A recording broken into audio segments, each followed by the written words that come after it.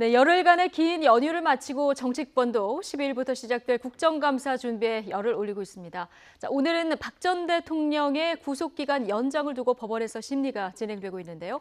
연장이냐 석방이냐, 박 전 대통령의 구속 연장 여부는 이르면 오늘 결정될 거란 예상도 나오고 있습니다.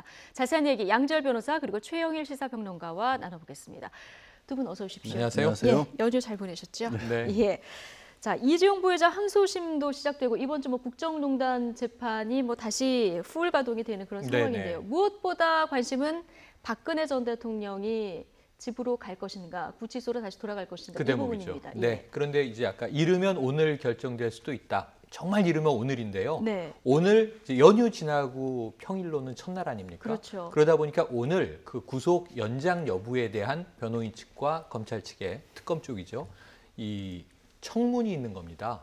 그러니까 왜 추가 구속을 해야 한다라고 필요한가? 이걸 예. 이제 특검 측이 주장을 할 거고요. 변호인은 왜 석방돼야 하는가? 네. 왜 추가 구속이 부당한가? 이걸 또 주장을 할 거예요. 예. 재판부가 이것을 듣고 결정을 하는데 결정의 최종 시한은 바로 이 구속 기간이 만료되는 16일 자정 전에만 결정해서 통보하면 네. 된다고 해요. 그러니까 빠르면 오늘이 되겠지만 늦으면 16일이 되겠죠. 예. 제가 16일 보기에는 자정 직전에 나올 수도 있겠군요. 그런데 나올 수도 그렇죠. 그 예. 결정이 나와서 네. 석방될 수도 있고 그렇죠. 추가 구속될 결정. 수도 있고. 예. 네. 그런데 이게 사실은 정말 시간을 바투게 그것을 통보하게 되면 너무 가혹한 일이 아니겠습니까? 그렇죠. 그래서 제가 예. 보기엔 재판부가 여러 가지 부담이 있겠지만 한 빠르면 내일 이후 그리고 이제 적절하게는 한 15일 전후에 이 결정을 내리지 않겠나 생각을 하고요. 예. 오늘 나오긴 좀 쉽지 않아 보입니다. 오늘은 결론이 나오기는 좀 네. 이를 것이다. 자, 그런데 박근혜 전 대통령 측은 지금 중요 심리가 거의 마무리됐고요. 네. 다 받았고 지금 건강 상태도 굉장히 안 좋다. 그러니까 불구속해서 재판을 해도 되지 않겠느냐 이런 주장을 계속하고 있거든요. 박 전 대통령 측에서 280페이지 가량에 달하는 이제 의견서 같은 것도 제출을 해서 불구속 상태에서 재판을 계속 해달라고 하는데요. 지금 지적하신 부분은 사실 생각해 보면 SK나 롯데와 관련해서 뇌물죄로 추가 기소가 됐기 때문에 예. 이번에 영장도 그 부분과 관련해서 연장을 해달라는 게 검찰의 주장인 거고 박 전 대통령 측에서는 그 부분 다른 재판에서지만 심리가 어느 정도 되지 않았느냐라는 걸로 맞서고 있는데요. 이게 약간 박 전 대통령의 기존의 재판 과정과 좀 모순된 부분이 있습니다. 왜 이렇게까지 재판이 길어졌냐면 네. 검찰이 공소장에 거론됐던 모든 사람들에 대해서 하나같이 다 불러서 자세하게 증인 신문을 직접적으로 하느라고 재판이 길어졌던 거거든요. 그러니까 이제 그 많은 18가지 혐의 중에서 블랙리스트 재판에 들어간 거예요. 박 전 대통령 네. 같은 경우에는. 그러면 그동안의 재판 과정에서 보였던 태도와 SK 롯데는 다른 재판이니까 다른 재판이지만 이미 어느 정도 심리가 됐으니까 이젠 대충 해도 되는 거 아니냐라는 식으로 얘기가 나온다면 재판이 너무 이미 지연이 됐는데. 이미 지연이 예. 됐는데 그게 자체가 앞뒤가 안 맞는 주장처럼 보이고 건강 상태와 관련해서는 발가락 때문에 병원에 이동하는 모습도 예. 공개가 되기도 했었는데 몇 번 문제가 있었죠. 허리 통증 네, 같은 걸 그렇죠. 호소하기도 했고 지금 하지만 화면에도 나오고 예, 있습니다만. 예. 특별하게 이상이 있는 것은 아니다라는 상황이 나왔기 때문에 건강 문제를 가지고 구속 여부가 좌우되지는 않을 것으로 보이고 법원에서 아마 충분한 큰 틀에서 봤었을 때 이게 단순히 뇌물이다, 직권남용이다 이런 것보다는 국정농단이라고 하는 커다란 일을 불러온 것 그리고 그 사건을 명확하게 규명하기 위해서는 구속이 필요하다면 필요한 쪽으로 혹시 네. 그것이 필요하지 않다면 필요하지 않은 쪽으로 그렇게 결론을 내겠죠. 예. 지금 박 전 대통령을 추가 구속해서 조사해야 하느냐, 석방하고 조사해야 하느냐 이 문제를 두고 정치권 반응도 엇갈리게 나오고 있습니다. 들어보시겠습니다.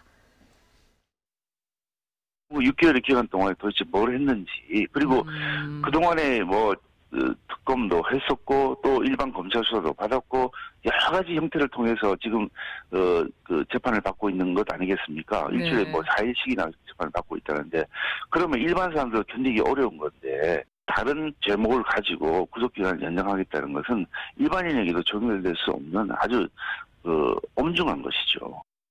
전직 대통령에게도 특혜도 안 되지만은 전직 대통령에서도 특별하게 불이익을 줘서는 안 된다고 생각을 하고 있습니다. 최순실 씨나 김종 전 차관이라거나 그런 분들, 안종범 수석비서관까지 포함해서 이런 분들이 다 예외 없이 구속기간이 연장되었기 때문에 재질이 더 가볍다고 볼 수 없는 박근혜 전 대통령 경우에 같은 처분이 내려질 가능성이 크지 않나 이렇게 예측해 봅니다. 네, 지금 자유한국당에서는 특혜도 안 되지만 불이익도 안 된다. 이 정도 가지고 지금 다시 구속기간을 연장하는 것은 뭐 이거 안 된다 이런 입장이고요. 네. 지금 뭐 노회찬 의원의 얘기 들어보셨지만 이미 뭐 최순실 씨라든가 안종범 전 수석이라든가 이미 구속기간이 연장이 되기 그렇죠. 때문에 형평성 차원에서라도 구속기간이 연장돼야 된다 이런 입장이거든요. 네, 지금 정치권 얘기를 들어보면요, 예. 좀 이제 석방해야 한다라는 쪽의 입장이 지금 유기준 의원하고 백승조 의원 얘기가 네. 나왔는데 대표적인 친박 의원 아니겠습니까? 예. 그러니까 어찌 보면 박근혜 정부 당시에도 이 박근혜 대통령을 주로 추종하거나 따르거나 호위하는 그런 역할을 했던 정치인 분들이세요. 근데 지금도 역시 이제 인간적인 대목에 호소를 하고 있는데 예. 아까 유기준 의원이 그런 얘기를 했죠. 이 일반인과의 형평성에 비추어. 그 어떤 일반인도 국정농단이란 죄로 걸릴 수는 없어요. 국정농단은 오직 대통령만이 지금 이제 네. 해당이 되는 죄입니다. 그 아까 말씀하신 대로 관련 공범이 굉장히 많지 않습니까? 구속되지 않은 사람들도 있지만 구속된 사람만 해도 굉장히 많은데 이들은 계속 재판이 이어지고 있고 구속이 되는데 어찌 보면 그 정점에 있는 박 전 대통령은 석방해서 집으로 돌아간다. 형평성의 문제가 있고요. 두 번째는 친박 의원들이 이 구치소 외의 분위기를 그동안 잘 만들었다면, 반성을 했다면, 네. 그리고 이제 이러한 일이 벌어진 것에 대해서 성찰하고 국민적인 심판에 따르겠다라고 읍소하고 있었다면 저는 석방해 줄 수도 있지 않았을까라는 가정을 해봐요. 문제는 뭐냐면 박 전 대통령이 탄핵이 헌재에서 확정되던 그날 3월 10일 아닙니까? 예. 무슨 일이 벌어졌습니까? 안국동에서 3명이 목숨을 잃었습니다. 그렇죠. 그러니까 지금 이런 문제가 아직도 이 사회적인 혼란이 박 전 대통령을 지지하는 일부 집회라든가 이런 쪽에서 분위기가 좀 혼란스럽고 험악하기 때문에 재판부가 고려해야 될 변수가 더 많아진 거예요. 예. 그 예를 들면 검찰은 거기에 대해서는 조심스럽게 언급을 합니다. 만약에 석방된다면 건강을 변명으로 잘 재판에 나오지 않을 것이다. 그럼 판결이 또 더 늘어지지 않겠느냐. 이런 이제 우려를 현실적으로 표하고 이 구체적인 얘기는 공소장에 있지만 구속 이 영장에는 들어가지 않았던 이제 추가 사유를 댄 거죠. 그런데 문제는 이 박 전 대통령이 석방됐을 경우에 지금 정치인들이 얘기를 하고 있으니까 예. 법적인 문제 외에 정치 사회적인 문제를 고려한다면 정말 재판에 뭐 성실하게 임하고 응하고 다른 사회적인 혼란은 없겠느냐라고 한다면 재판부의 고민이 하나 덜어져요.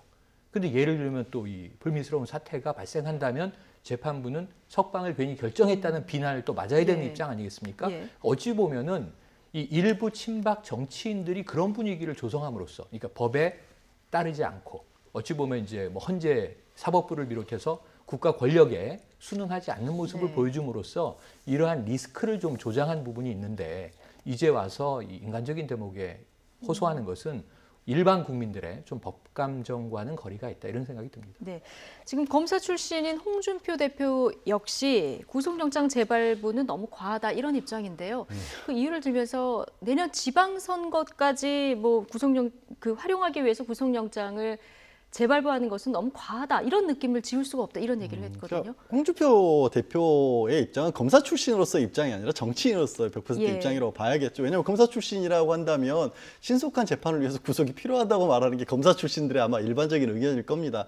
다만 이제 내년 6월 지방선거인데 그러면 어떤 계기가 있을까? 6월 전에 만약에 구속을 해서 신속하게 재판을 끝내면 그렇게 해서 박 전 대통령의 유무죄가 가려지는 게 자유한국당 내지는 기존에 어떻게 보면 박 전 대통령을 여지껏 지지하는 일부 보수층에게 더 유리할지 예. 아니면 사실은 그 이후에 그러니까 지방선거는 좀 어정쩡한 상태에서 끝을 내고 나중에 결론이 나오는 게 유리할지 이런 부분을 놓고 본다면 뭐가 유리 불리한지는 사실 판가름하기가 어려워요. 네. 다만 홍준표 대표 같은 경우는 지금도 말로는 어떻게 보면 친박이든 청산가치를 얘기하고 있지만 여전히 보수적인 지지 세력이 자기를 지지해 주기를 기대할 수밖에 없는 거거든요. 그러니까 저렇게 구속영장을 재발부하는 게 활용이 어떻게 되는 건지를 판단할 수 없는데도 저런 식의 정치적인 수사를 계속해서 하고 계신 걸로 봐야 할 것 같고요.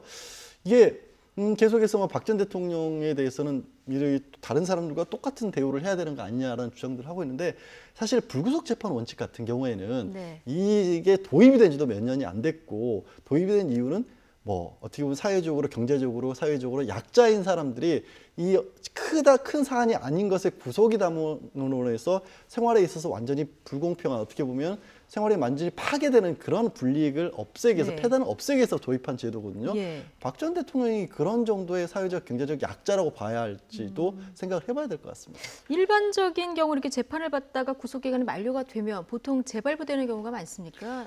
거꾸로 가만 있습니까? 이렇게까지 길어지는 형사 재판이 이렇게까지 길어지는 일단 경우는 이런 전례가 많지가 없군요. 않고요. 예. 또 전례를 든다면 지금 같은 국정농단과 관련해서 최순실 씨 같은 경우 1년을 예. 채워서 되고 있고 말씀을 이제 노회찬 대표가 의원이 지적한 것처럼 다른 김종 전 차관이라 이런 사람들도 1년을 채우고 있죠. 최순실 씨 같은 경우에는 이미 이화여대 학살 비리와 관련해서 3년 유기징역형이 또 내려져 있는 상황이라서 그렇죠. 구속 기간은 거의 지금 사실 상당 기간 무기한 연관이 될 상황이죠. 예. 지금 박근혜 전 대통령 석방해라 친박 네. 단체들 뭐 일주일 동안 총력전 한다고 하고요. 그리고 대한애국당 조원진 네, 국민대표 의원이죠. 같은 경우는 뭐 일주일 네. 동안입니까? 7일간 단식한다고 지금 하는데요. 그렇죠. 예. 그러면은 지금 한상균 민주노총 위원장 풀어줘야 되겠네요. 왜냐하면 수많은 예. 관련된 이제 이 세력과 집단 집회에서 네. 정치적인 충돌을 하지 않습니까? 네. 단식 농성 같은 거 많이 있었죠. 근데 언제 주로 이것이 사회적인 호응을 공감을 얻냐 하면 과거 이제 독재 시절에 네. 민주화 운동을 하다가 감옥에 좀 억울하게 갇혀 있는 당시 양심수 우리가 대표적으로는 이제 돌아가신 김근태 의원 같은 분을 떠올릴 수 있을 겁니다. 영화의 네. 소재도 됐지만 굉장히 이제 민주화 운동을 하다 고문을 당하지 않습니까? 그리고 투옥돼 있는 상황에서 많은 재야 분들이 또는 국민들이 동참해서 단식을 합니다. 우리가 이제 이미 또 고인이 되셨지만 YS 고 김영삼 대통령의 뭐 반독재, 투쟁, 단식이라든가 이런 걸 생각해 볼 수 있는데 지금 우리가 민주화가 된 시절이잖아요. 그래서 이제 양심수는 없다 대한민국에라고 전제한다면 이제 이해관계 충돌밖에 없는데 예를 들면 지지층들이 단식하면은 그럼 다 풀어줘야 되겠네요. 지금 제일 핵심적인 것은 구속의 사유의 법적인 근거의 문제라고 저는 보거든요. 예. 그래서 아까 이야기한 대로 이 재판이 좀 일찍 끝났다면 또 이게 지방선거와도 좀 무관하다고 보는 게 박 전 대통령 측에서 1심 판결이 무엇으로 떨어지든 간에 거기에 순응할까요? 항고하지 않겠습니까? 그렇죠. 반드시 예. 항소하겠죠. 그러면 이제 이 연내에 만약 1심 판결이 나온다면 내년 중반기에 지방선거 때는 2심 재판 또 진행되고 있을 거예요. 또 2심이 좀 빨리 끝났다면 3심 대법재판 진행되고 있을 거예요.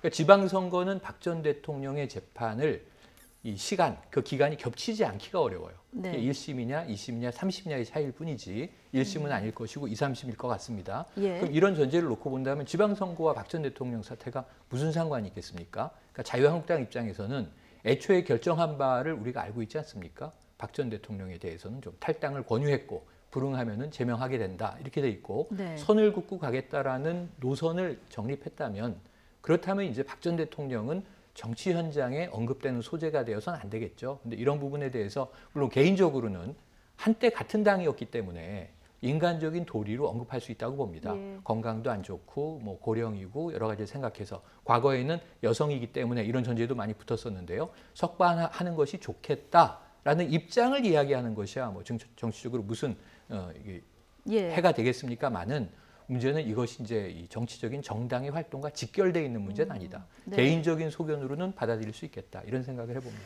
알겠습니다. 지금 뭐 정당별로 이 박근혜 전 대통령의 구속영장 재발부 이 문제와 관련해서 입장이 엇갈리고 있는 부분 보고 있는데 정의당에서는 구속 기간이 반드시 연장돼야 된다 이런 입장을 보이고 있고요. 그리고 노회찬 원내대표 같은 경우는 지금 박근혜 전 대통령이 특혜 수용 생활을 하고 있다 이런 부분을 지적을 했는데요. 네.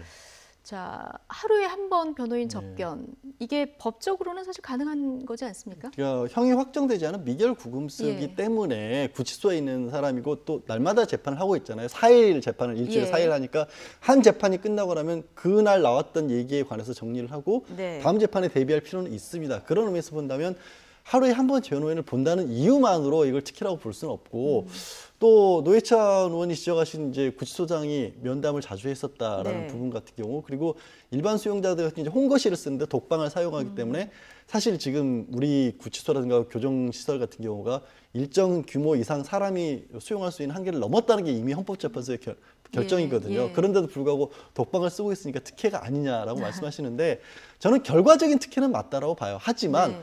또 교정당국 입장에서는 또 어찌할 수 없는 부분도 있을 겁니다. 예를 들어서 전직 대통령이기도 그렇죠. 하고요. 전직 대통령이라서 특혜를 준다기보다는 네. 만약에 그렇지 않은 이유라서 수용 과정에서 뭔가 불미스러운 일이라도 생긴다라면 또 그거를 감당하기는 또 어려운 일이거든요. 그러니까 말씀드린 것처럼 결과적 특혜인 건 맞지만 불가피한 부분도 있다. 근데 노회찬 의원이 또 저 부분을 지적하실 수 있는 거는 또 당연히 또 어떻게 예. 보면 정의당의 또 입장에서는 필요한 부분이기도 하겠죠. 박근혜 전 대통령 지금 가족도 안 만나고 유영하 변호사 그리고 윤 전주 행정관 전 행정관 이 두 사람만 만나는 것으로 그렇습니다. 알려져 있기 때문에요. 교정 당국도 조금 뭐 일정 부분 좀 곤란한 부분이 있긴 할 것 같다 이런 생각은 또 드네요. 어쨌든 이 국정농단 재판이 한창 진행 중인데요. 국정농단 사건의 불씨를 당겼던 것이 바로 이 태블릿 PC 아니겠습니까? 네. 태블릿 PC를 둘러싼 공방이 또 시작됐습니다. 박근혜 전 대통령 캠프에 있었던 신혜원 씨가 갑자기 기자회견을 열어서 태블릿 PC의 주인이 나다 이런 주장을 했었죠. 그 발언 먼저 들어보고 이야기 나눠보겠습니다. 제가 속한 대선 SNS팀에서 사용한 태블릿 PC로 보였기 때문입니다. 이 태블릿 PC로 문서 수정 작업을 하기란 워낙 불편하여 그 목적으로 사용한 바 없습니다. 검찰의 포렌식 보고서에 관한 내용을 확인할 수 있었고 또한 캠프에서 같이 일을 했던 여자 동료의 사진이 수십 장 들어있는 것을 발견하게 되었습니다.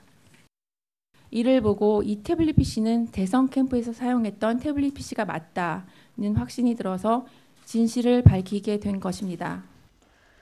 네, 그런데 이 태블릿 PC의 존재가 드러난 게 지난해 10월이었잖아요. 네, 10월 24일. 그렇죠. 거의 1년이 다 돼가는데 신혜원 씨가 왜 지금 이 시점에서 이게 내 거다 이런 주장을 지금 하고 있는 걸까요? 저는 재판에 이제 구속 여부를 두고 있는 상황에서 어떻게 보면 보통 상식적으로 봤었을 때는 사실은 아닙니다만 구속이 연장이 된다는 게 그만큼 죄가 무겁다라는 쪽으로 국민들이 받아들일 가능성이 높지 않습니까?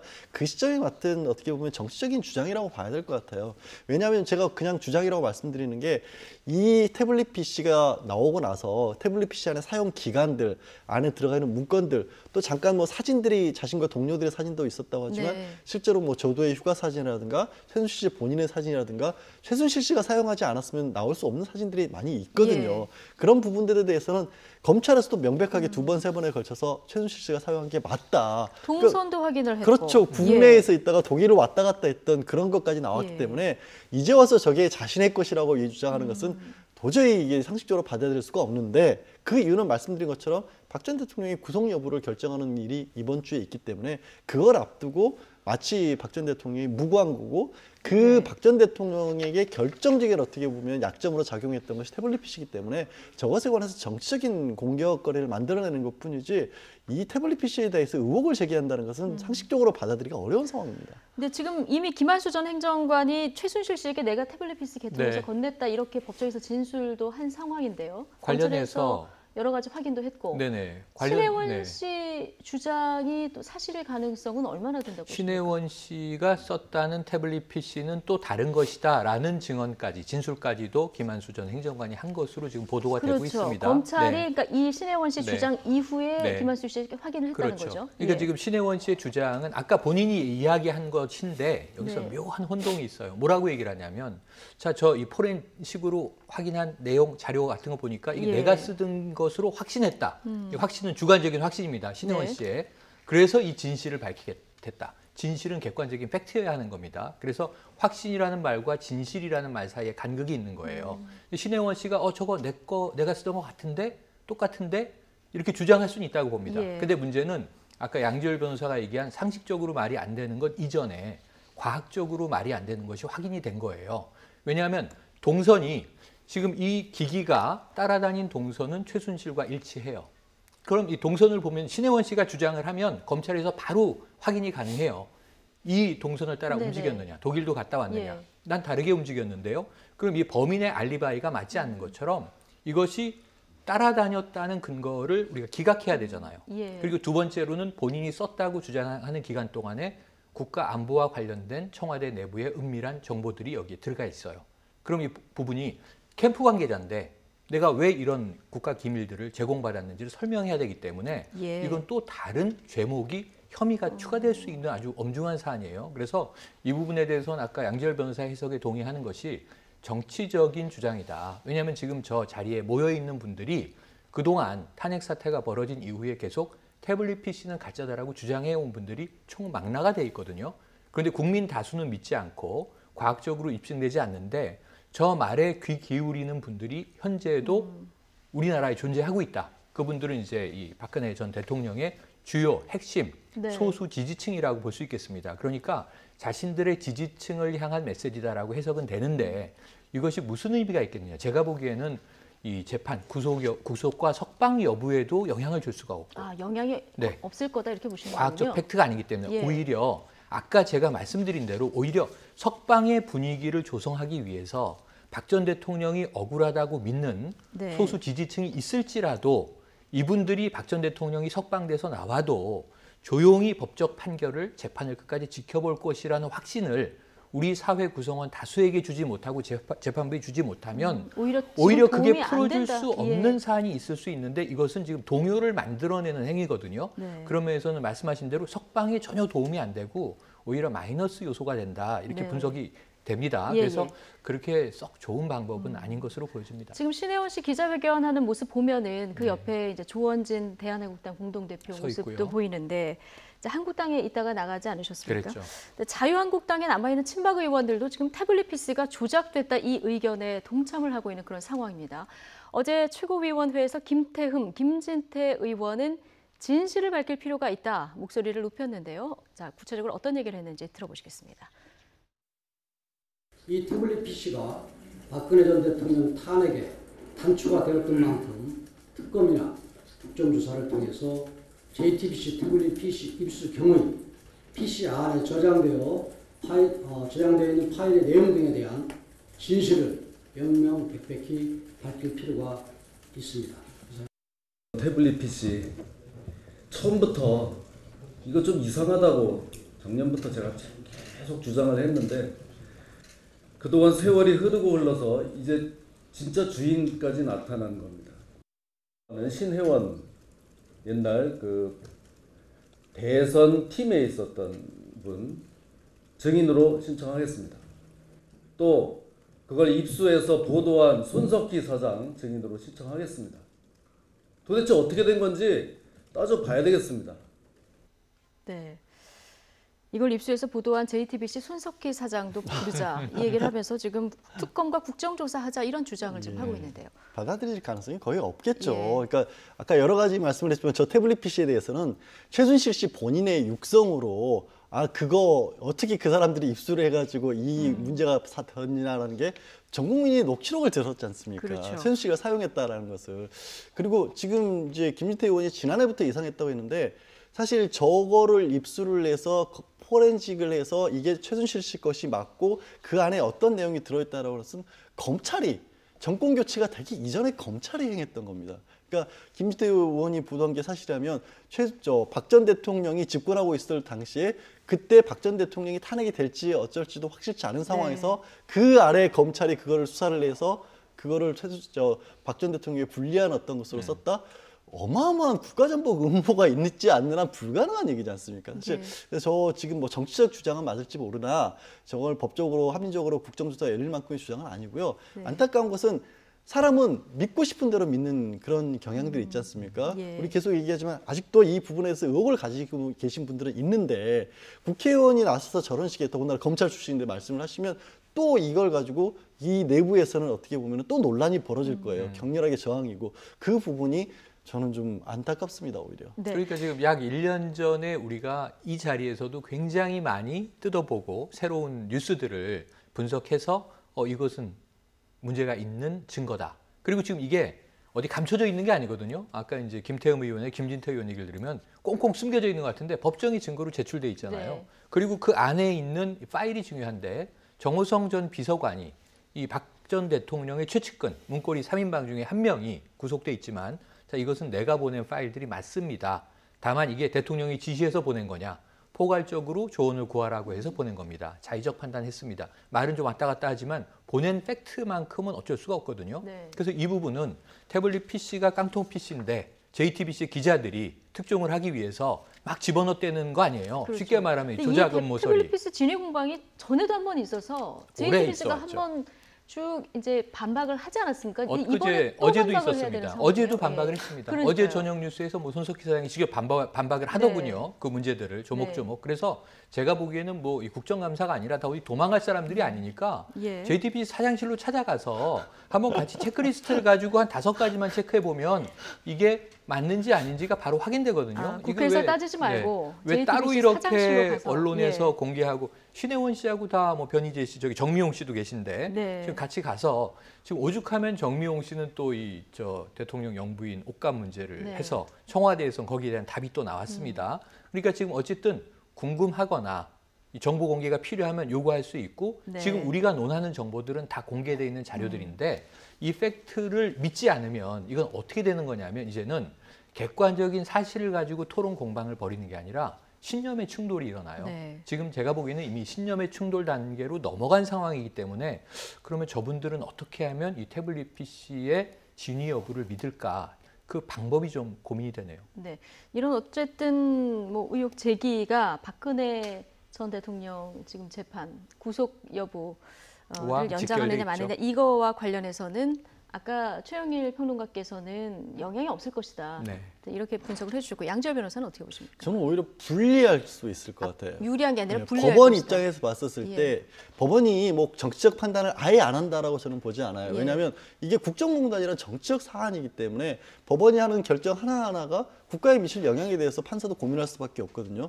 태블릿 PC가 지금 1년 넘게 재판을 해온 것조차도 부인하고 있는 분들이 모여서 뭔가 계속해서 반론을 제기하고 있는데 그 논란의 당사자가 석방돼서 밖에 있으면 어떤 일이 벌어질까 법원은 고민할 겁니다. 저거는 오히려 저는 불리하게 작용할 거라고 봅니다. 불리하게 작용할 것이다. 이렇게 보고 있군요. 자, 이런 상황에서 홍준표 자유한국당 대표가 정치 사찰 의혹을 어제 제기하고 네. 나섰는데요. 문재인 정부 출범 후 자신의 수행비서 통신 조회가 6차례 이루어졌다는 걸 근거로 내세웠는데요. 홍준표 대표 발언부터 먼저 들어보시죠. 검찰, 경찰, 심지어 군에서도 내 수행비서 전화기를 통신 조회를 했습니다. 그 결국은 내가 누구하고 통화하는가 그거 알아보기 위해서 통신 조회를 한 것 같은데 이 정치 사찰하고 전화를 할 때는 언제나 보감청을 전제로 전화를 합니다. 그래서 내 거는 들어본들 어떤 이유로도 내 걸릴 게 없습니다. 위치 추적을 통해서 누구를 만났느냐 그거 알아보기 위해서 통상으로 그렇게 한다. 그렇게 알고 계시면 오늘부로 끝나고 나거든 위치 추적 기능을 다 꺼버렸어요. 네, 위치 추적 기능을 다 꺼버려라 이 얘기까지 했는데 지금 홍준표 대표가 제기한 통신조회라는 게 어떤 겁니까? 그게 어떤 건지가 명확하지 않아요. 예. 왜냐하면 통신조회라고 넓게 얘기를 하는데 예. 몇 가지 생각해 볼 수 있는 게 이제 합법적인 의미에서 영장을 받아서 하는 도감청이 있을 수가 있고요. 예. 통신 내역조회라고 해서 누구와 얼마만큼 어디서 전화했는지 내역을 자세히 알아보는 방법이 하나가 있고요. 네. 단순하게 뭐 가입자 조회라고 해서 신원조회 차원에서 누가 썼고 얼마만큼 썼는지만을 조회하는 그런 조회가 있는데 네. 홍준표 대표께서 직접 조회를 해보셨다고 하는 거 보면 예. 본인은 본인의 기록이 조회가 되는지 볼 수 있는 게 있거든요. 네. 그거는 이제 뭐 통신사별로 이렇게 홈페이지 같은 데서 가능한데 그거라면 그냥 가입자 조회 정도밖에 안 되는 거거든요. 그렇다면 그걸 가지고 정치적 사찰이라고 보기는 상당히 어려운 상황인데 이게 지금 아직 불분명한 그런 상황이에요. 뭐를 하는지도 불분명한 상황에서 내가 옛날에는 도청, 감청 이런 것들이 많이 당했고 위치 추적이 있으니까 이런 것도 다 꺼라고 말씀을 해버리시면 국민들 입장에서는 도대체 뭘 당하셨다라고 주장하는 건지가 일단 전제 조건이 안 되는 거예요. 뭐가 정확히 있었기 때문에 내가 이걸 정치 사찰을 주장해야 된다는 게 나와야 되는데 그게 뭔지도 얘기를 안 하시면서 이게 의혹만 제기하는 그런 형식을 취하고 있어서 오히려 저는 왜 이런 말씀을 하시는지가 의혹이 되는 정도입니다. 근데 홍준표 대표는 총 6차례 사찰을 당했는데 네. 2번이 문재인 정부 들어서 사찰을 당한 거다 이런 얘기를 하고 있는 거잖아요. 그러니까 4번은 이 이전 정부에서 있었던 것이다라는 네. 걸 또 같이 이제 고백을 해버린 셈이 이제 됐습니다. 네. 그럼 왜 했느냐는 이제 이건 당국에 물어봐서 통신조회를 의뢰한 기관이 있을 거예요. 그게 검찰이다. 뭐 네. 예를 들면 그게 국정원이다. 예. 혹은 청와대다. 있을 겁니다. 반드시 있고요. 예. 지금 저는 홍준표 대표가 주장한 게 아까 이 광의의 범주에서 통신조회란 무엇인가를 양 변호사가 포괄적으로 잘 설명을 해주셨는데 지금 이것은 거의 통화 기록 조회일 가능성이 높아 보여요. 그러니까 어느 시점에 누구와 통화를 했는지를 내가 아닌 그 사용자가 아닌 다른 사람이 조회를 했다. 이것은 반드시 기록이 남습니다. 통신하고요. 그 얘기는 지금 홍준표 대표가 야당 대표이기도 하지만 수사선상에 있기 때문에 그래서 그렇죠. 그러니까 예. 아까 합법적인 도감청은 통신사의 정부기관이 자, 이 사람의 통화 내역을 좀 이 시점에 조회해 주시오라고 기록을 뽑게 되죠. 그럼 근거가 남는 거고 합법적인데 용도와 목적이 있는 거 아닙니까? 모든 행위가 기관이 하는. 근데 이게 수사 목적이다. 아니면 이제 불법 행위의 어떤 의도, 혐의에 대한 뭐 조사다. 혹은 일반 정치인들에 대한 통신 확인이다. 그런데 일반 정치인에 대한 통신 확인이라고 제가 지금 유야해서 말씀드렸지만 이것이 이퀄 사찰이라고 우리가 부르는 거예요. 왜냐하면 민간인 신분에 대해서 정부가 개인적인 통화 기록을 조회하면 안 되는 거죠. 이건 불법입니다. 그래서 딱 하나 범죄 혐의가 있을 때 합법적인 도감청이 있을 수 있는데 도감청은 굉장히 좀 선에서 더 나간 거고요. 이건 도감청이 아니라 내용은 알 수 없고 몇 날 몇 시에 누구와 몇 차례 통화를 했는가 이걸 확인하는 게 이 범죄 정보로 쓰여질 수는 있겠죠. 그래서 문제는 이게 수사와 관련된 것이냐 아니면 사찰이냐 그야말로 합법이냐 불법이냐 이 경계에서 이 홍준표 대표가 문제를 제기하셨기 때문에 그 해당 기관이 정부에서 만약 이번 정부 들어와서 두 번 통신 기록 조회한 게 맞다면 그 목적과 용도를 정부 기관이 밝혀야 될 것이고요. 그렇지 않다면 홍 대표가 이야기한 것이 무엇을 의미한 것인지를 설명을 또 다시 한번 하셔야 돼요. 그리고 여기에 대해서는 MB 정부 때 민간인 사찰이 있었습니다. 청와대 국무총리실에서 주무관들이 대포폰을 가지고 민간인을 집요하게 사찰했던 정황들이 보도되기도 했고 법적 처벌이 있었거든요. 여기에 대해서 박근혜 정부에서든 문재인 정부에서든 이와 유사한 민간인 사찰 의혹이 있다면 이것도 적폐이기 때문에 현 정부에서 반드시 뿌리 뽑아야 할 문제인 것은 확실합니다. 그렇죠. 자, 더불어민주당에서는 지금 어떤 반응을 보이고 있을까요? 박완주 수석 대변인은 이렇게 얘기를 하고 있는데요. 들어보시겠습니다.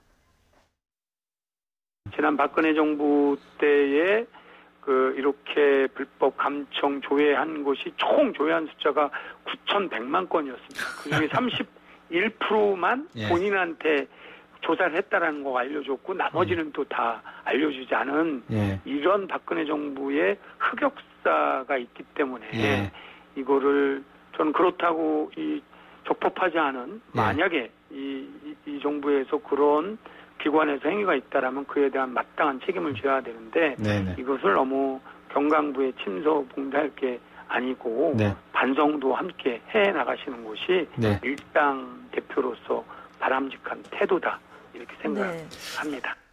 일단 박근혜 정부의 흑역사부터 반성해라 이 얘기를 하고는 있는데 지금 적법 여부는 아직 확인이 안 된 확인이 안 되니까 자신 있게 박완주 의원도 얘기할 수가 없죠. 그렇죠. 그래서 최영일 평론가 얘기한 대로 이게 만약에 한 건이라도 불법이라면 이것도 현 정부에서 이제 밝히고 넘어가야 될 그런 문제인 것 같긴 합니다. 그럼요. 그거는 당연히 개인의 사생활에 대한 명백한 침해인 거고 유력 야당 정치인에 대한 어떤 사찰에 따르면 큰 문제입니다. 정말 큰 문제인데 그럴 가능성이 별로 이미 높아 보이지 않는다는 게 말씀드린 것처럼 홍준표 대표가 이 사실을 파악하라고 조회를 하셨다는 것 자체가 공식 기록으로 남겨진 조회라는 거예요. 공식 기록으로 남겨진 조회이기 때문에 불법일 가능성이 그만큼 낮아진다는 거고 대표적으로 아까 홍준표 대표가 지적한 것에서 군에서조차 조회를 했다라고 하는데 군 같은 경우는 조심스럽지만 가능성이 얼마 전에 이제 군부대 사찰 같은 걸 하시지 않았습니까? 그럴 경우에는 신원조회의 일환으로서 방문자들을 기본적으로 다 조회를 하거든요. 그런 것 때문에 이루어졌기 때문에 그게 군에서 한 거라고 남아있는 거지 홍준표 대표가 저걸 어디서 입수하시는지 모르겠는데 적법하게 입수를 하신 거고 그냥 누구나 조회할 수 있는 걸로 조회를 하신 거라면 불법일 가능성은 그만큼 낮아 있는 상황이라는 거죠. 통신 조회를 한 기관이 어딘지 뭐 이런 거는 정부에서는 밝히면 금방 밝혀질 일인 것 같으니까 좀 지켜보면 될 것 같습니다. 자, 목요일부터 문재인 정부의 첫 국정감사가 시작이 되는데요. 적폐청산 대 정치보복 프레임 대결 계속 될 것 같습니다. 추석 민심 해석도 여야가 동상이목인데요. 여당인 더불어민주당은 민심의 핵심이 적폐청산이라는 입장이고요. 한국당은 정치보복 대책 특위까지 만들겠다. 자, 이런 입장입니다. 추미애 대표 그리고 홍준표 대표의 말 이어서 들어보시겠습니다. 민심의 핵심은 역시 제대로 된 적폐를 청산해서 나라다운 나라를 좀 만들어 달라 하는 것이었습니다. 사적 이익을 축적했기 때문에 이제 와서 그것을 뺏기는 것을 곧 정치 보복을 당한다라고 느끼는 것 같습니다. 제가 정치 23년을 해봤는데 이 5개월 동안 이렇게 실정을 하고 있는 것은 처음 봅니다. 정치보복 대책 특위를 만들어서 이 정부가 하고 있는 정치보복에 대해서 적극적으로 나설 것임을 천명을 합니다. 네, 추석 민심을 다 들어봤을 텐데 네. 민심을 파악한 그 상황도 다 지금 뭐 정당마다 해석이 다른데 지금 들어보면 첨예한 대립이 네. 계속되고 있지 않습니까? 뭐 이러다가 정쟁만 남는 건 아닌지 국정감사가 올해 걱정이긴 합니다. 그래서 항상 국정감사 이전에 예. 국민의 요구도 그렇고 정부의 대응도 그렇고 특히 정치권에서는 정책감사라는 말을 네. 많이 썼거든요. 올해는 정책감사라는 말을 언론 보도에서 듣기가 어렵습니다. 네. 제가 보기에는 지금 앵커 지적 그대로 정쟁감사의 가능성이 매우 높다. 그런데 어쨌든 창의 입장은 국정감사라는 게 야당이고요. 결국은 방패 입장은 정부와 여당입니다. 그런데 적폐청산은 상당히 공격적인 단어 아닙니까? 그러니까 현 정부에서도 우리가 그냥 이렇게 방어하는 입장이 아니라 새 정부 초기인 만큼 적극적으로 이전 정부, 전전 정부 혹은 지금까지 쌓여있던 공공부문에서의 문제점들을 시스템으로 개혁하겠다. 네. 그래서 오늘 대통령 이제 아까 대수보에서 얘기를 보면 두 가지가 결국은 혁신, 개혁과 민생 이렇게 방점이 있거든요. 그런데 저는 이번 국감이 실제로 정치 보복 대 적폐 청산으로 흘러갈 것 같진 않아요. 절대로. 예. 왜냐하면 국민 관심을 따라가야 되고 상임위가 전문 영역이 다 나눠져 있지 않습니까? 예. 그래서 해당 정부 부처를 감사해야 되는 것이기 때문에 적폐 청산과 정치 보복이라는 말은 둘 다 매우 개념적으로 뜬구름 잡는 얘기예요. 그럼 국민이 궁금해하는 것을 결국은 알려줘야 되기 때문에 핵심은 뭐냐면 저는 적폐 청산 그러면은 두 개의 상임위가 문제가 되겠죠. 네. 정보위에서 국정원, 국방위에서 군사이버사령부 문제. 그렇죠. 예. 그런데 여긴 또 무엇과 관련돼 있냐면 지금 현재 안보 상황과 직결돼 있는 부처예요. 북핵에 대응하면서 만에 하나 도발 시에 우리가 제대로 막아낼 수 있는가? 미국과의 군사적 공조는 어떻게 이루어지고 있는가? 트럼프 대통령이 결정하는 군사적 옵션에 대한 판단을 우리가 공유하고 있는가? 이게 국가 안위와 관련해서 훨씬 중요한 문제에서 이 얘기하다가 제가 보기엔 적폐청산 문제 또 이게 정치보복이다라는 주장은 지역적으로 흘러갈 가능성이 크고요. 예. 또 하나는 경제 이슈인데 모두 초미의 관심이 기재위에 가 있거든요.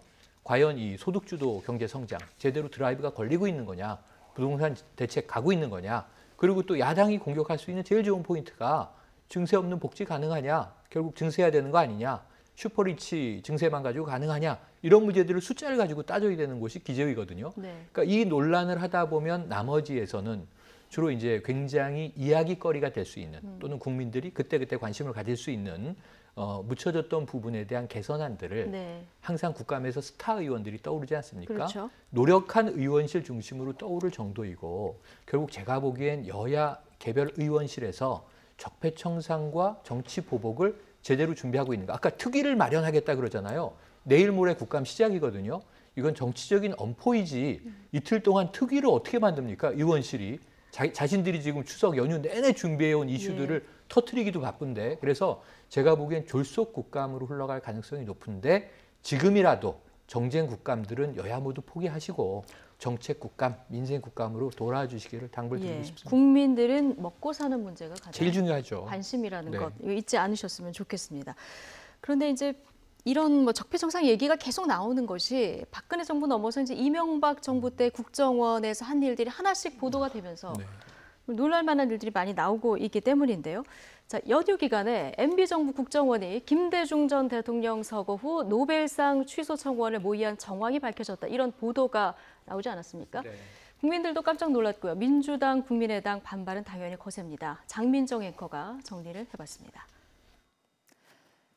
우리나라 사람이 받은 노벨상은 2000년 김대중 전 대통령의 평화상이 유일합니다. 그런데 이 상을 국정원이 나서 취소시키려 했다는 이 정황이 드러났습니다. 검찰이 국정원 심리전단을 수사하는 과정에서 밝혀진 건데요. 이명박 정부 당시 국정원 심리전단 직원이 한 보수단체 간부와 이런 내용의 이메일을 주고받았다는 겁니다. 이 보수단체는 김대중 전 대통령의 서거 당시 김 전 대통령을 비난하는 논평을 내 논란을 일으켰던 단체입니다. 자, 그리고 그맘때쯤 인터넷엔 이런 합성 사진이 떠돌았습니다. 이 김대중 전 대통령이 받은 노벨상이 평화상이 아니라 물리학상이었다. 햇볕 정책으로 북한이 핵을 완성하도록 도운 대가이다. 검찰은 혹시 이 합성사진 유포에도 국정원이 개입한 게 아닌지 수사하고 있습니다. 동교동계 인사가 많은 더불어민주당과 국민의당에선 일제히 비판의 목소리가 쏟아져 나왔습니다. 이명박 정권이야말로 정치보복의 하신이다. 대한민국 국격을 처참히 유린한 사건이다. 강한 성토가 잇따랐고요. DJ의 영원한 비서실장 박지원 의원은 우리 국민이 노벨 평화상을 받았다고 하면 그 자체가 영광인데 받았던 걸 취소시키려 공작을 한 건 참 이명박 대통령답다고 생각된다며 이 전 대통령을 당장 구속 수사하라고 격하게 반응했습니다.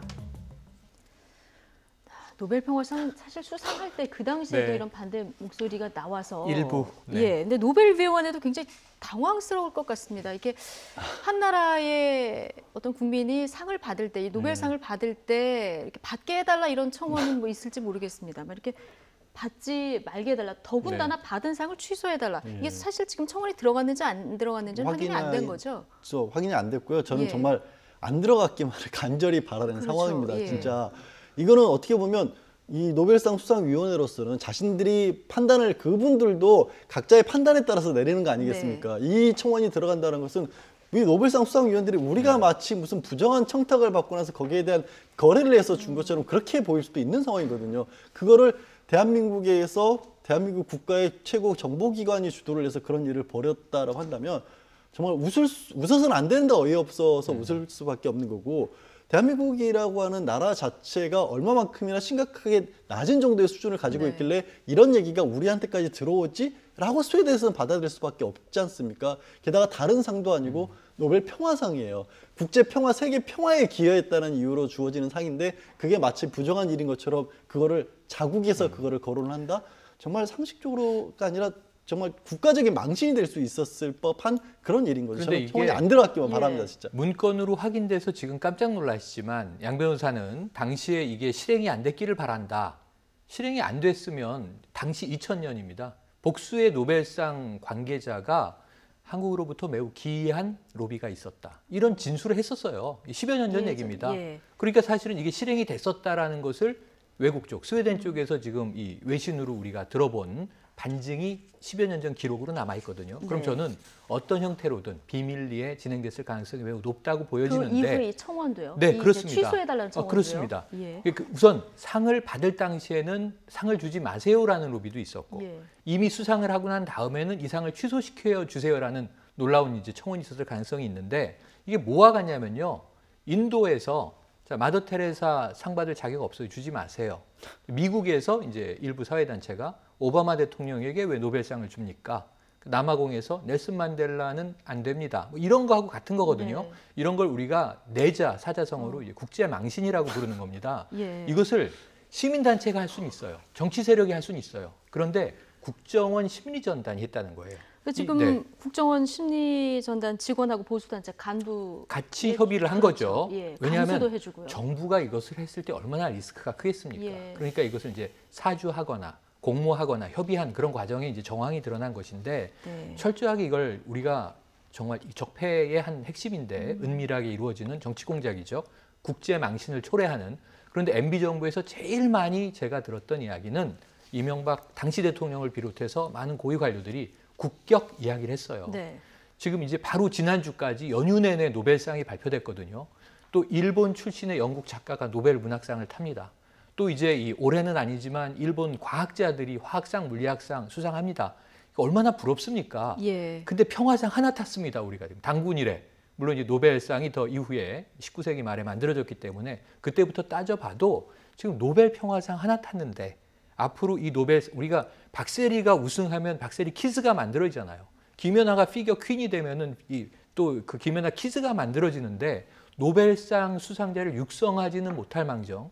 저는 고은 시인이 계속 문학상을 못하는 이유가 우리 국민들이 독서를 너무 안 하기 때문이다 이렇게 생각을 하는데 우리가 사랑해야 해외에서 인정을 받는데 상을 탄 우리 대통령까지도 우리가 취소해 주십시오라면 저는 국격을 한 2세기 정도 퇴행시키는 행위 같아서 참 씁쓸합니다. 더군다나 김대중 전 대통령 서거 그 직후 시점이라는 것도 좀 의아하다 이런 반응들이 많은데 이명박 전 대통령 뭐 여러 가지 지금 일련의 사태에 대해서 때가 되면 입장을 밝히겠다. 네. 연휴 전에 SNS에 이런 글을 맞습니다. 남기지 않았습니까? 근데 이명박 전 대통령 때 그 홍보수석진했던 이동관 전 네. 수석도 비슷한 얘기를 또 했어요. 비슷한 얘기를 했습니다. 예. 결국 이제 그때가 올 것이라고 얘기했어요. 그때가 이동관 전 언제일까요? 수석은. 예. 그때가 제가 보기에는 이명박 전 대통령에게 예. 검찰의 수사가 예. 타겟팅이 정확히 될 때. 네. 지금 우리가 칼날이 저희가 겨누고 있다. 저 네네. 이동관 전 홍보수석 바로 저 얘기잖아요. 한국일보 인터뷰에서 한 얘기입니다. 자, 현 정부가 정말 우리에게 칼을 들이대겠다는 거면 가만히 있을 수 없다. 우리도 한때 국정을 책임졌던 세력이다. 예. 그러니까 이제 이게 뭐냐면 이명박 전 대통령이 이야기한 것은 자, 때가 되면 이야기할 것이다. 그 외에도 또 이제 김효재 전 정무비서관, 정무수석비서관도 그런 얘기를 했고요. 그래서 뭐냐 하면 우리도 당신들의 약점을 가지고 있었는데 그 당시에 덮었다. 이 어떤 그 정치적인 예우 차원에서. 그런데 지금 우리에게 전전임 정부인 우리에게 이렇게 칼날을 겨눈다면 우리도 그 당시에 뭐 비사를 예를 들면 공개할 수 있다든가 네. 그 당시에 우리가 덮었던 문제들을 다시 공개할 용의가 있다라는 하나의 이제 쌍방 협박 같은 모양새로 지금 구도가 짜여지고 있는 거죠. 그래서 저는 이게 뭐가 있다면 국민들의 시각에서는요. 참여 정부의 흠결도 봐야 되고 예. 적폐라면 적폐 맞습니다. 또 이명박 정부, 박근혜 정부의 적폐도 다 청산해야 되는 겁니다. 이게 민주 진보, 보수 이것에 경기가 있고 뭐 좌우의 경기가 예. 다녀서 그럼 지금 뭐 이 집권 세력이 진보 성향이니까 진보의 허물은 덮어야 된다. 이런 거 아닌 거고요. 다 투명하게 흘러가야 되는 방향 아니겠습니까? 네. 그래서 저는 저런 이야기 정말 뭐가 있는 거라면 함께 공개하고 함께 꺼내놓고 네. 그럼 왜냐하면 지금 어느 세력의 또 흠결이 덮여진다면 네. 정권 교체가 되면 또 똑같은 상황이 예. 벌어질 거 아니에요. 그래서 먼저 알릴 내용이 있으면 네, 지금 알리는 것이 사회를 좋겠다. 위해서 빨리 공개해 주시면 좋겠다 하는 생각이 듭니다. 네, 어쨌든 국정원과 군 정치 개입 의혹에 대해서 검찰 수사는 계속 진행이 되고 있는 그렇죠. 상황이고요. 이게 적폐 청산이냐 정치 보복이냐 이 프레임 전쟁은 계속 될 것 같다는 생각은 듭니다. 추석 민심 자 어떻게 지금 반응을 하고 있을까요? 앞서 그 동상이목의 여야 해석도 보셨습니다만 리얼미터의 여론조사 결과가 이제 연휴 직후에 나오는 것이 있는데 보시면 긍정이 69.5%입니다. 지난주보다 소폭 오른 70%에 육박한 그런 결과를 지금 보실 수 있는데요. 추석 연휴 전보다 좀 오른 모습, 이건 어떻게 보십니까? 약간 올랐죠. 그러니까 예. 저는 다른 것이 아니라 문재인 대통령과 관련해서는 안보와 관련된 불안감이 결국에는 지지율을 잠깐 떨어뜨렸지만 그게 이제 생각보다는 좀 안정 국면으로 접어들면서 다시 반등을 소폭이지만 했다라는 걸로 보입니다. 그 얘기는 지금까지 우리가 얘기를 했었던 적폐청산이나 이런 부분에 대해서 국민들이 받아들였을 때는 이거를 정치보복이라든가 퇴행으로 받아들이지 않고 있다는 어떻게 보면은 신호일 수도 있고 그래서 이제 오늘 문재인 대통령이 이제 오늘 오전에 수석비서관 회의 가진 자리에서도 개혁과 우리가 정치보복이라는 것은 다르다. 개혁이라고 하는 것은 많은 사람들이 뭐 반발할 수도 있겠지만 언젠가는 치러 나가야 될 가치 있는 것이다라고 말씀을 하고 싶고요. 좀 전에 이제 이동관 전 비서관의 말씀에 대해서 약간 저는 의문이 되는 게 칼을 들이댄다는 표현을 쓰셨는데 그 대상이 누구인지를 먼저 좀 정확히 해주셨으면 좋겠어요. 그러니까 여태까지 우리가 국민들이 여러 가지 문건들이 공개되는 과정에서 느꼈던 부분들은 분명히 이건 잘못된 일이라는 건 맞거든요. 근데 그거를 당신에 대한 어떤 공격으로 받아들인 이유가 뭔지를 저는 오히려 좀 여쭙고 싶어요. 이거는 분명히 없어져야 될 일이고 다시는 반복돼서 안 된 일이 많은데 그것들을 끄집어내는데 이것이 과연 나를 공격하는 것이라고 꼭 받아들여야 되는가. 아니, 양 교수님 말씀이 사태를 더 혼란스럽게 만드는 거예요. 이 잘못된 적폐 행위는 사람이 저지른 거예요. 그 일을 저지른 사람을 찾아서 처벌하는 게 적폐를 바꾸고 그다음부터는 법제화한다든가 제도적으로 만드는 건데 지금 얘기하신 대로 보이지 않는 개념으로서의 적폐를 끄집어내서 불태워버리고 사람들은 활보하고 다니고 김미화 씨가 무슨 얘기를 했습니까? 이명박 전 대통령이 백주대낮에 거리로 활보하고 있다는 것이 이게 실화냐라고 본인이 얘기했어요. 왜? 그 당시에 아무 이유 없이 색깔론으로 그냥 탄압을 당했단 말이에요.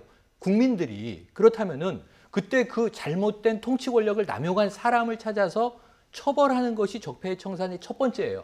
그 다음에 두 번째는 시스템을 개선해서 다시는 이런 일이 재발하지 않도록 법을 더 강화한다든가 제도를 바꾼다든가 하는 건데 아니 그 일을 나쁜 짓을 저지른 사람들이 나에게 칼을 들이대는 걸 모르면 그게 무슨 적폐 청산입니까? 그건 확인이 되지 않은 거잖아요. 아니, 제 말씀은 당시에 국정원 일 심리전담과 군사이버 사령관의 김관진 당시 국방장관이 보고를 청와대에 했다. 그럼 청와대에 누가 보고를 받았을까요?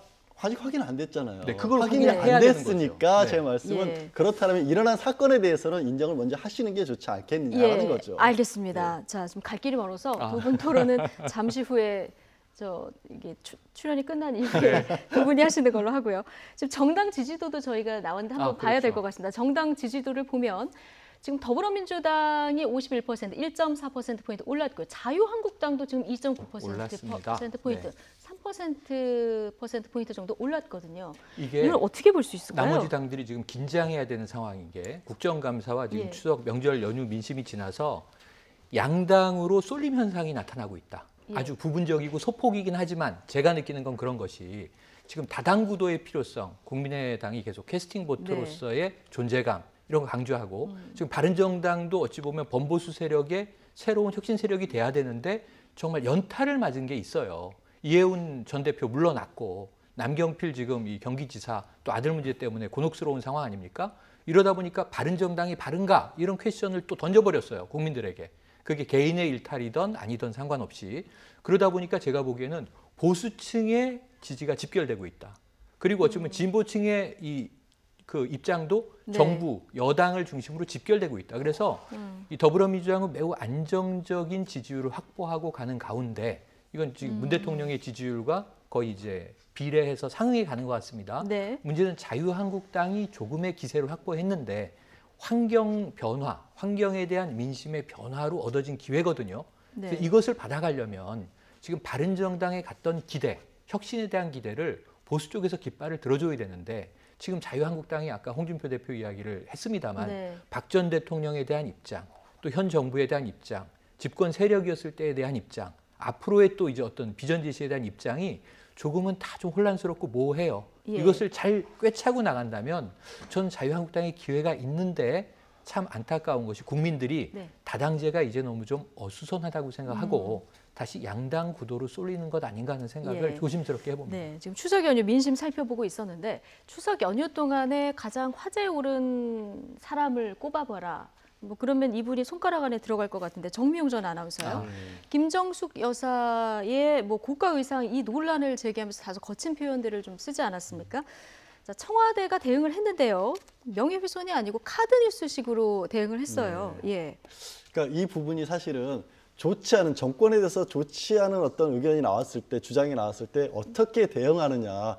과거에 지난 박 정권 때 많이 벌어졌던 게 명예훼손 고소를 제3단체가 해서 그거를 검찰이 신속하게 수사를 하는 방법을 했었는데 그럴 필요가 없다라는 것을 눈으로 보여준 겁니다. 아, 고가의 의상을 썼다고 하는데 정미용 씨를 언급한 게 아니라 김정숙 여사가 그동안 어떤 옷을 입고 어떻게 활동을 했는지가 남아있잖아요. 고스란히 증거로. 방미를 했었을 때는 여러 번에 걸쳐서 같은 옷을 입으면서도 너무 티나지 않게 어떻게 코디를 바꿨는지. 그리고 저 흰색 원피스가 지금 다 같은 원피스예요. 같은 옷인데 다른 옷을 겹쳐 입으면서 예의에 어긋나지 않으면서도 소박한 활동을 했다는 게 그냥 국민들이 보면 아, 이게 수억 원이 아니라 너무 아끼셨네라는 생각이 들 만큼 나오는 거거든요. 옷을 직접 기우는 모습이라든가 이런 게 어느 날 갑자기 과거에 했던 행적을 만들어낼 수는 없는 거거든요. 저렇게 대응을 하면 되겠구나라는 모범 답안을 좀 보여줬다고 봅니다. 네, 사실 뭐 살이나 좀 빼시길, 비싼 옷을 태가는 또 이런 영어 건 공부를 굉장히 하시라. 범인의 입장에서는 굉장히 기분 나빠서 명예훼손으로 걸만도 한데 청와대가 좀 차분하게 대응한 부분들에 대해서는 국민들이 좀 지지를 보내는 것 같다 이런 생각은 드네요. 자, 두 분 말씀 오늘 여기까지 듣겠습니다. 양지열 변호사 그리고 최영일 시사평론가와 함께했습니다. 고맙습니다. 고맙습니다.